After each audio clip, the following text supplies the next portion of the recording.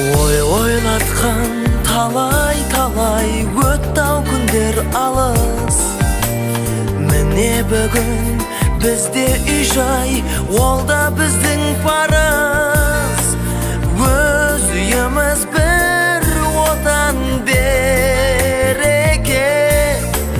Қандай қызық бір қыдырсаң жанұяңмен бірге. Аман болсын ата-анамыз, бізді өсіріп баптаған. Аман жүрсін бауырымыз, алыстағы аңсаған. Берік болсын босағамыз, отауымыз қосылған. Ең керегі тату тәтті болсын менің жанұям.